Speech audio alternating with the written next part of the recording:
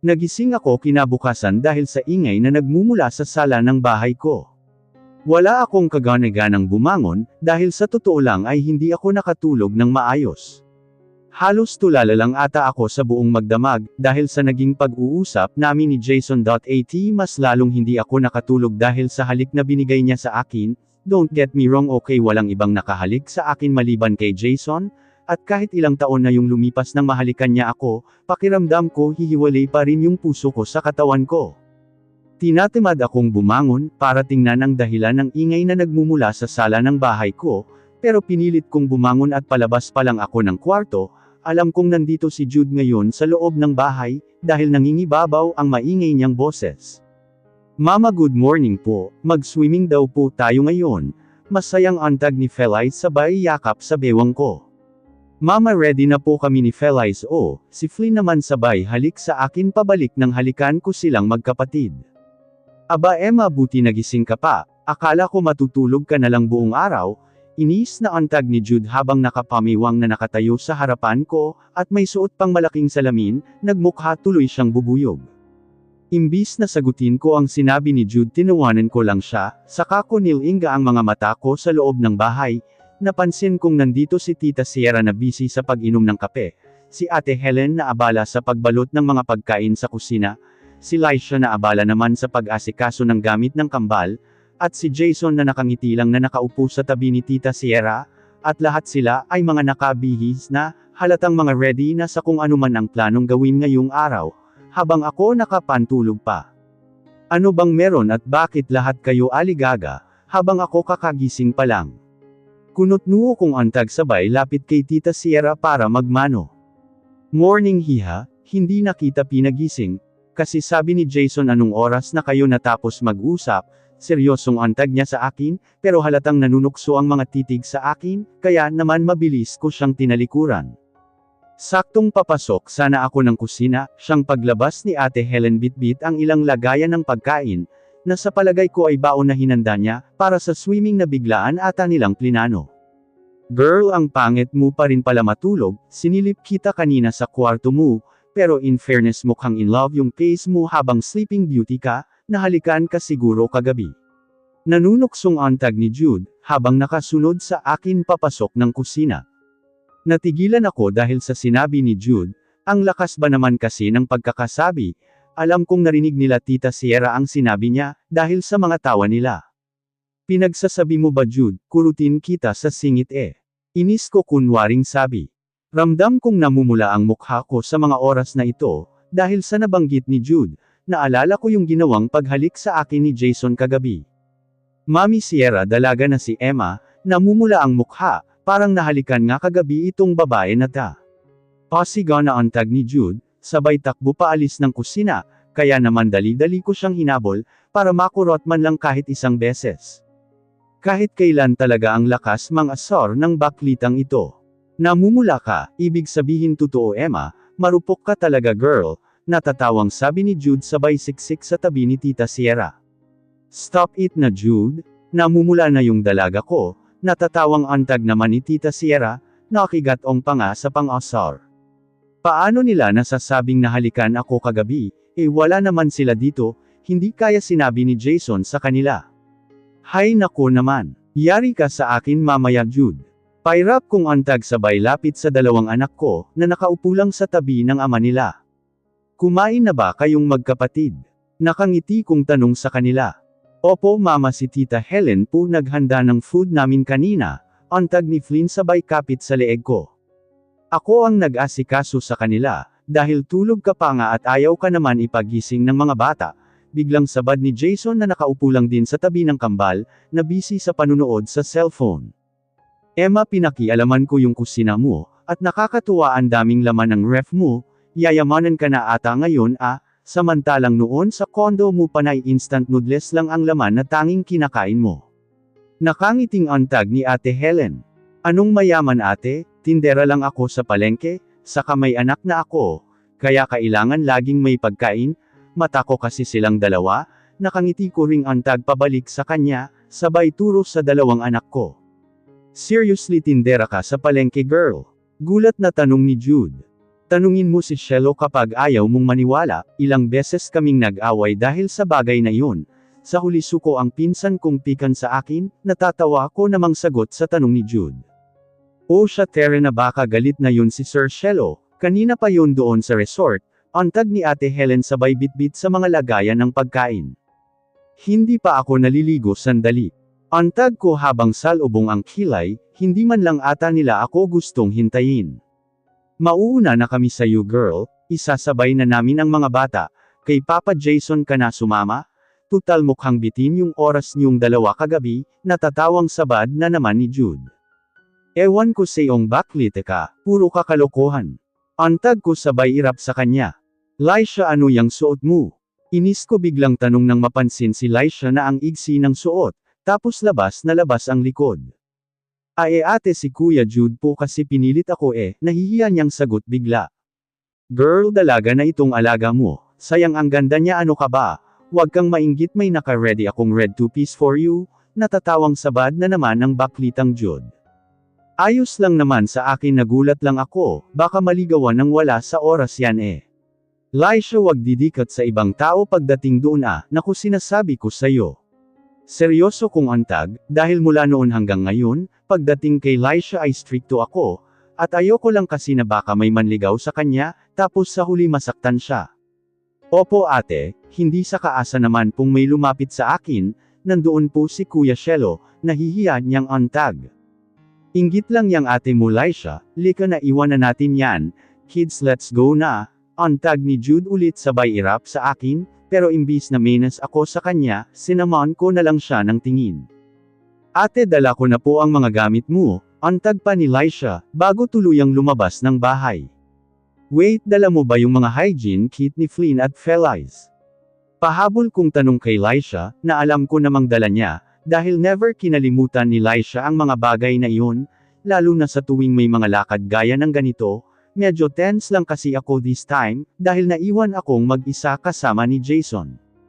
Agad na umalis ang van na sinakyan nila, kaya naman kahit nail lang ako kay Jason, ay umakto akong formal sa kanya.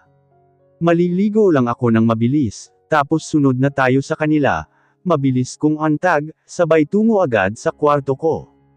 Mabilis akong naligo at nag-ayos, dahil alam kong may naghihintay sa akin, at ayoko ng ganoon, kaya naman nagsuot lang ako ng isang black high-waist short and nude color racerback na pinares ko lang sa napakasimple kong two-strap sandals. Dahil dala na ni Laisha ang mga gamit ko daw, ay sinilid ko na lang sa sling bag ko ang ilan sa mga personal na gamit ko, inayos ko muna ng sandali ang buhok ko, saka nagpahid ng kaunting lip gloss, bago tuluyang lumabas ng kwarto ko. Nadatnan ko si Jason na tahimik lang, habang nakaupo malapit sa pintuan, habang nakatinggala na akala mo ay may iniisip na malalim. Terena, maikli kong antag, sapat na para makuha ko ang atensyon niya, dahilan para magulat siya ng bahagya, at mapatayo ng biglaan. Lalo naman nadagdagan ang pagkailang ko kay Jason, nang tignan niya ako mula paaakyat sa mukha ko, na akala mo ay ini-examine ang buong itsura ko. Terena baka mainip ang mga bata, antag ko pa ulit sa kanya, para tigilan niya ang pagtingin sa akin. Agad naman siyang kumilos para lumabas ng bahay, at i-start ang sasakyan niya, habang ako naman ay sinigurong nakalock ang buong bahay, bago tuluyang sumakay sa passenger seat ng kotse ni Jason. Gusto mo bang bumili muna ng pagkain? Napansin kong hindi ka pa kumain o kahit uminom man lang ng kape kanina. Antag niya habang diretso ang tingin sa daan. Ayos lang doon na lang ako kakain, tanging naging sagot ko naman sa kanya. Oo nagkausap na kami kagabi, at nalaman ko ang totoong nararamdaman niya para sa akin, at ang tunay niyang intensyon para sa mga anak ko, na mga anak niya rin. Pero hindi ko alam kung bakit imbes na gumaan ang nararamdaman ko sa kanya, ay nakaramdam pa ako ng pagkailang, siguro dahil hindi ko lang inaasahan na matapos ang ilang taon, ay nakapag-usap kaming dalawa. Mabilis naming narating dalawa ang resort, kung saan napili nilang mag-outing. Tahimik lang kaming dalawa buong biyahe, dahil halos hindi talaga ako kumibo. Pagbaba ng sasakyan, ay agad siyang naglakad papasok sa tanggapan ng resort, at walang ano't ano ay basta lang siyang lumakad, na akala mo ay pag-aari niya ang lugar. Nakasunod lang ako sa kanya, mula sa likuran niya, dahil sa totoo lang ay hindi ko alam kung nasaan sila Jude sa mga oras na ito. Sa may pool area ng resort siya sunod na lumakad, kaya naman sumunod lang ako sa kanya. Ramdam ko ang init ng panahon, habang tahimik lang akong nakasunod sa kanya, at halos nasisilaw ako sa sinag ng araw, kaya naman nakatabing ang isang palad ko sa noo ko, upang mabawasan ang silaw na nararamdaman ko na dulot ng init ng panahon. Stop! Antag bigla ni Jason, dahilan para mapahinto ako sa paglalakad, at akmang tatanungin ko siya kung bakit niya ako pinatigil ng bigla niyang isuot mismo sa akin ang sunglasses, na kanina lang ay hawak-hawak niya. Para hindi masilaw yung mata mo sa init, nasa isang pavilion sila malapit mismo sa beach, antag niya sabay giya sa akin para maunang maglakad. Hindi ka ba komportable na kasama ako ngayon? Tanong niya bigla, habang naglalakad kami. Hindi naman saka bakit naman ako may ilang sayo Jason, antag kong sagot sa matapang na boses, pero sa totoo lang hindi ko alam kung ano ang talagang nararamdaman ko sa mga oras na ito. Matapos ang ilang sandali pa naming paglalakad, ay natagpuan namin kung nasaan ang mga anak ko na masayang naglalaro, habang kasama si Laisha, Ate Helen, Jude at Tita Sierra, na abala sa pag-ayos ng pagkain. Yehey mama nandito na po kayo, salubong sa amin ni Feliz. Mama, Papa, pasiga naman na antag ni Flynn, habang patakbong lumapit sa amin, at mabilis na kumarga sa ama. Ang bilis nyo naman ata, hindi kayo nagmomal. Natatawang tanong ni Jude. Mama ano pong momal? Takhang tanong bigla ni Feliz, habang nakatingin sa akin, kaya naman agad kong sinama ng tingin si Jude. Wala yun anak, nag-joke lang ang tita pretty mo, nakangiti kong antag sa anak ko. Alam mo Jude mukha kang potting, nasaan si Shelo? Antag ko sabay hanap sa pinsan kong hindi ko pa napapansin. Sorry naman Tay, ang sexy mo kasi sa suot mo may kausap pa yung pinsan mo kaya wala pa dito. Ewan ba kay Sir Shelo, kahit saan may ka-meeting, mang-agaw ba naman kasi ng kumpanya mula sa iba, ayan sobrang busy ng buhay, antag niya sabay pamiwang, napakunot naman ng noo ko dahil sa sinabi niya. Akmang magtatanong na sana ako, pero hinila siya ni Laisha para ipakita ang paper bag na hawak niya.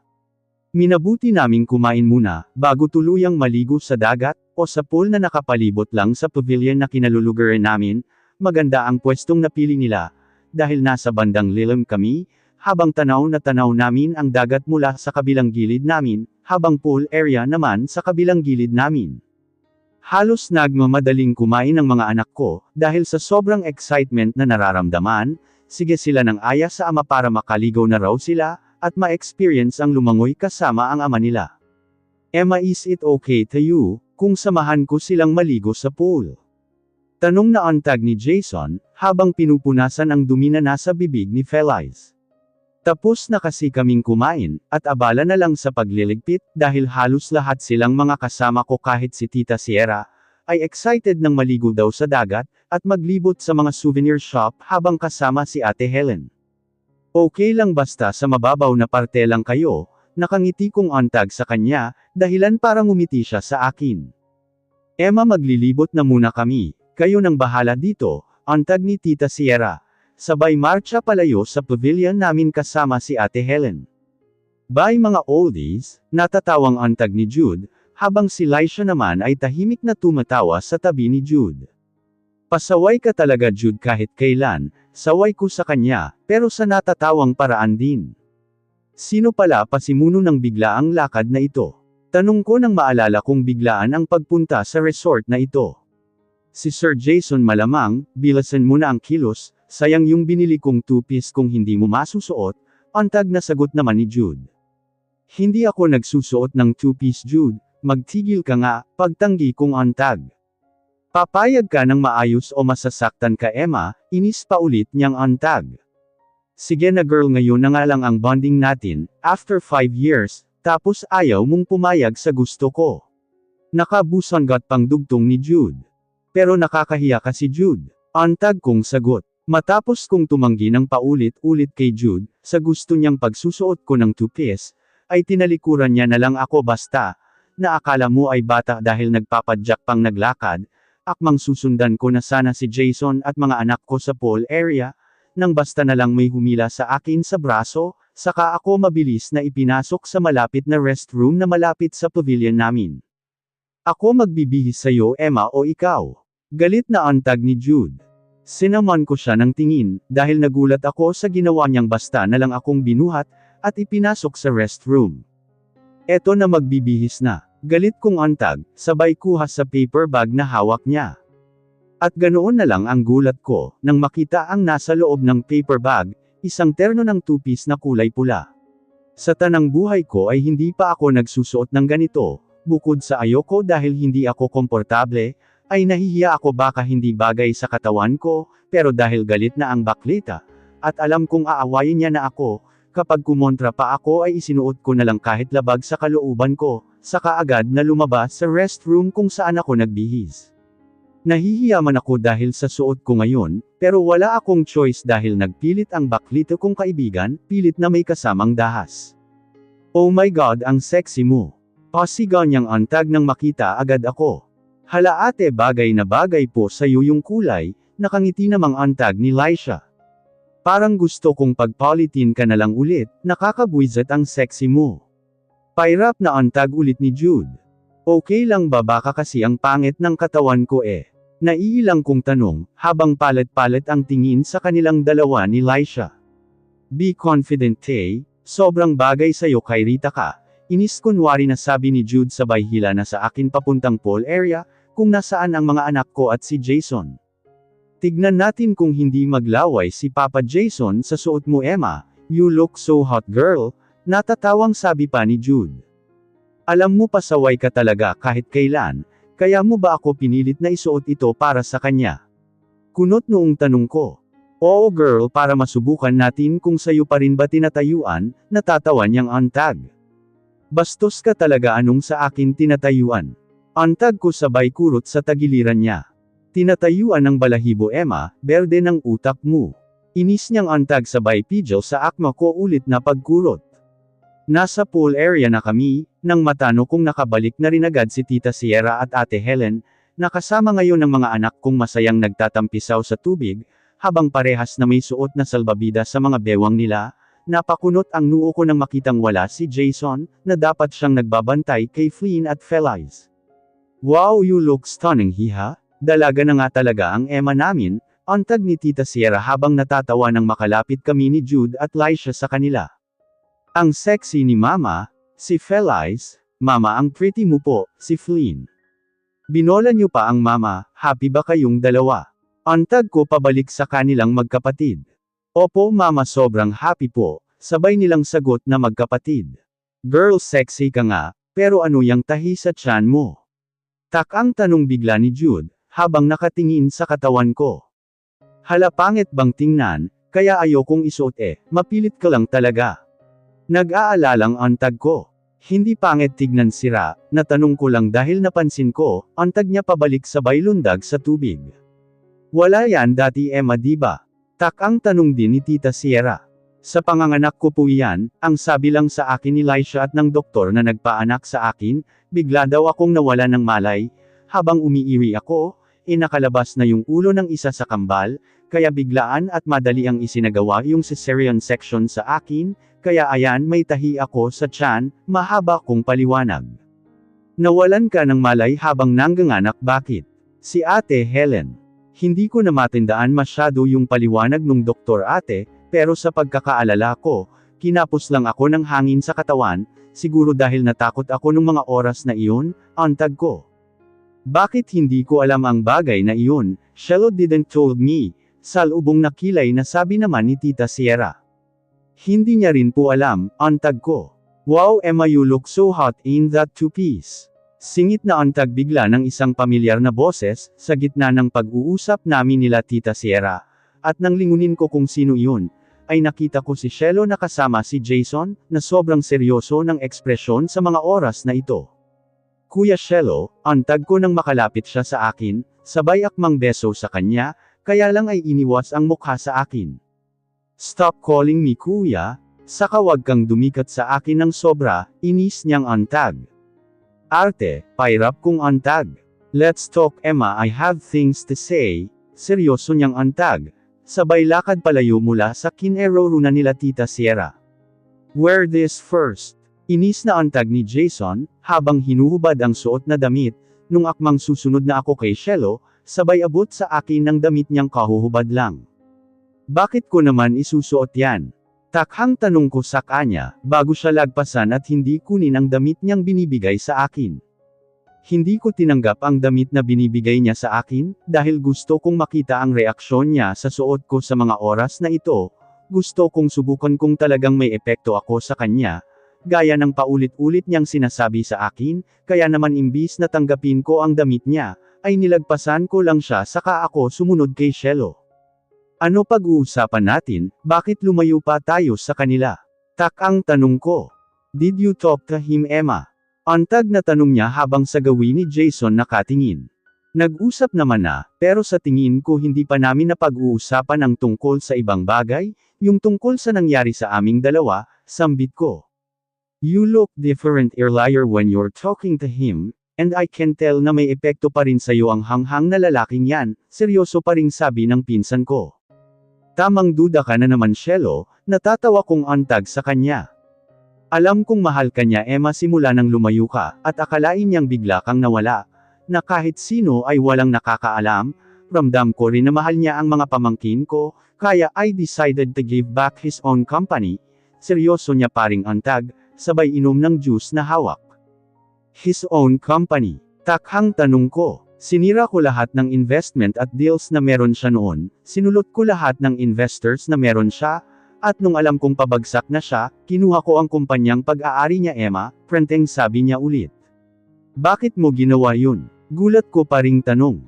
Hindi ako si Shelo na pinsan mo, kung wala akong gagawin para lang makabawi sa siraulong tulad niya, Emma. I'm your brother after all at hindi ko matanggap na dahil sa kanya, mas nasasaktan ka noon, kaya para makaganti sinira ko siya sa lahat ng nakakakilala sa kanya. Sinulot ko lahat ng deals at investments na para sa kumpanya niya. Hanggang sa napabagsak ko siya ng tuluyan, sa ganoong bagay man lang makabawi ako sa ginawa niyang panggagamit sa'yo, diba? Hindi ako basta lang mauupo, at maghihintay na bumalik ka.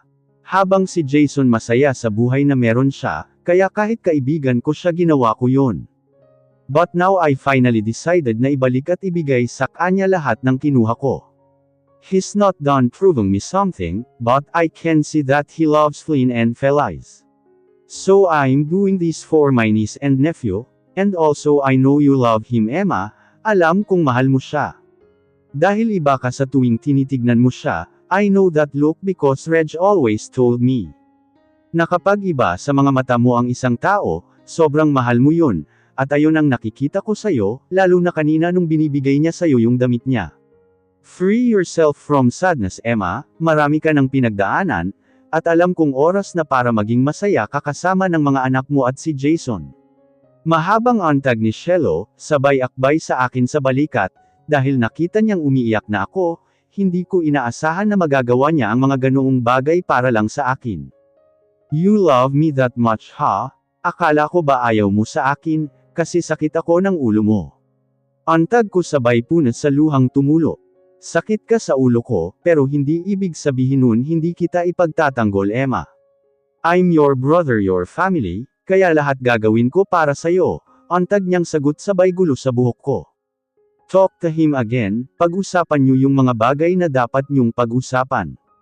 I know that man, he really loves you, marami na bagbog ang naabot sa akin yan, mabuti nga at hindi lumaban, and isa pa he needs to go back to Manila, kaya lang ayaw niya, dahil nandito kayong mag-iina raw niya, seryoso pa ring antag ni Shelo.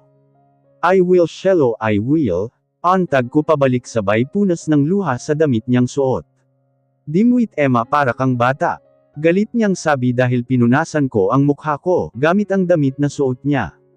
Ang seryoso mo kasi eh. Natatawa kong sabi. Tanging antag niya. Thank you sa lahat, Shelo, ayaw mo man na tawagin kitang kuya. Alam ko naman na ginampanan mo iyon base sa mga bagay na nagawa mo para sa akin, at sa mga anak ko, and I'm so lucky having you as my brother. Naiiyak ko ulit na antag sa kanya. Stop crying, gusto ko maging masaya ka, and I know that man will be your happiness. This will be the perfect time for you and for him, kasama ng mga anak niyo, Emma, at kahit anong mangyari I'm always at your back. Pagtapos ng naging pag-uusap namin ni Shelo, ay sandali pa akong yamakap sa kanya, at paulit-ulit na nagpasalamat sa mga bagay na nagawa niya para sa akin, at sa mga anak ko. Agad rin kaming bumalik sa pool area, kung nasaan ang mga kasama namin at ang kambal kong anak, na masayang naliligo kasama ang papa nila. Sandaling nagtagpo ang tingin namin ni Jason pero mabilis akong umiwas, dahil ramdam kong may kuryenteng damaloy sa katawan ko. Lumipas ang mga oras, at napagod silang lahat sa pagligo. Kaya naman nagsipag-ahon na sila at nag-ayang kumain ng hapunan. Kahit palubog pa lang ang araw, ika ni Jude ay gusto na niyang magpahinga muna. Dahil napagod raw siya kakahanap ng magiging jowa, pero wala naman siyang nahanap, habang si Tita Sierra at Ate Helen ay napagod rin daw. Dahil maaga silang nagising dalawa, gaya nila Jean o story ni Laisha na magpahinga ng maaga, dahil maaga rin daw siyang nagising dahil sa kakulaitan ni Jude, habang si Shelo naman ay nagpaalam na sa aming lahat, na babalik na siya ng Maynila, dahil may mga kailangan siyang asikasuhing importante. Muli niya pa akong pinaalalahanan na kausapin si Jason tungkol sa pag-uwi nito sa Maynila, bagay na bumuo ng desisyon sa isip ko, na alam kong panahon na rin naman para gawin iyon. Alas 8 pa lang ng gabi, pero bagsak na sa higa ng mga anak ko, dahil sa pagod kaming mag-iina ang magkakasama sa kwarto na may dalawang kama, kung saan ang isa ay nakalaan para kay Jason, na sa mga oras na ito ay hindi ko alam kung nasaan. Ate, hindi ka pa tulog? Tanong ni Laisha nang makapasok sa kwartong tinutuluyan namin, sa katabing kwarto kasi siya kasama nila Jude. Hindi pa ako makatulog, ikaw ba? Antag ko pabalik sa kanya. Hindi pa rin ate, antag niya sabay upo sa maliit na couch. Nagdesisyon akong lumabas, at ibilin muna kay Laisha ang mga anak kong mahimbing nang natutulog sa mga oras na ito. Gusto ko lang mag-isip-isip sandali, at hanapin na rin si Jason para makausap, kaya lang ay hindi ko siya nakita sa mga lugar na pinuntahan ko.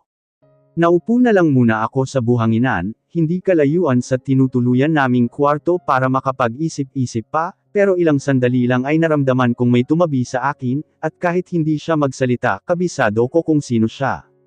Bakit nandito ka pa sa labas? You should rest, antag niya. May iniisip lang pero matutulog na rin ako maya-maya, antag ko pabalik sa kanya.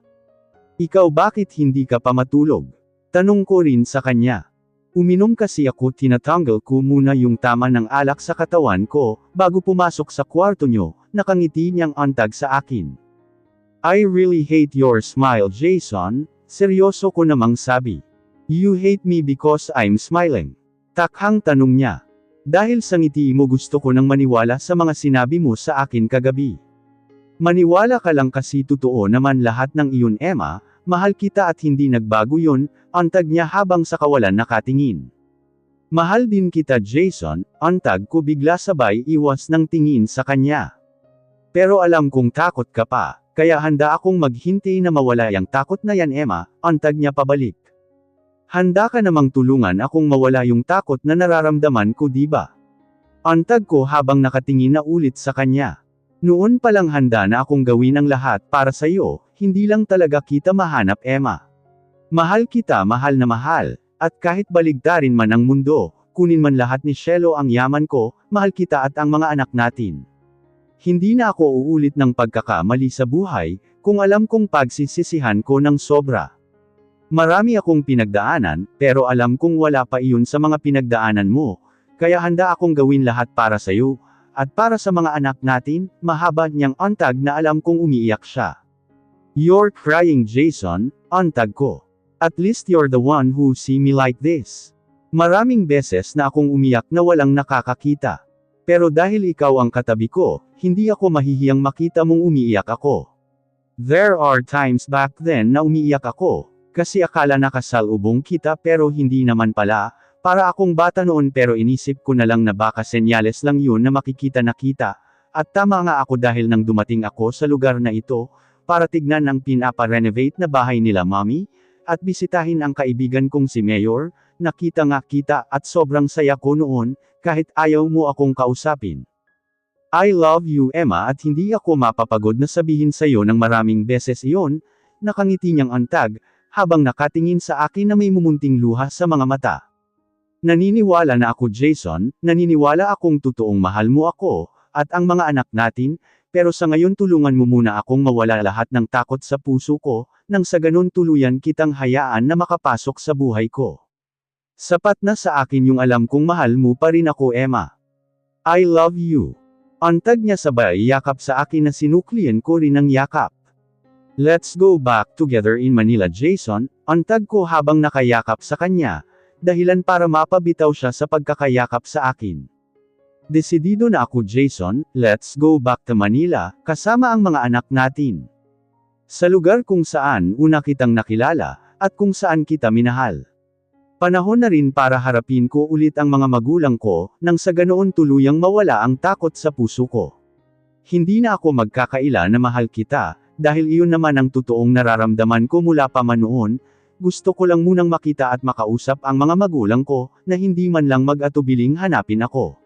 Sa tingin ko ito na yung tamang panahon, Jason, sasamahan mo naman ako, diba? Sasamahan kitang harapin lahat, love, antag niya habang yakap pa rin ako sabay halik sa ulo ko.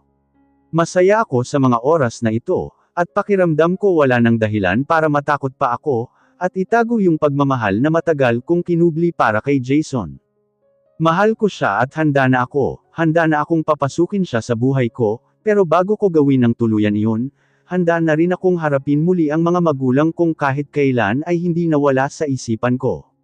Lumalakas lalo ang loob ko sa mga panahon na ito, dahil alam kong bukod sa mga anak ko may isang lalaking handa na akong mahalin ng totoo at buo. Magpapakatotoo na ako ngayon sa sarili ko, mahal ko si Jason de Alves mula noon hanggang ngayon.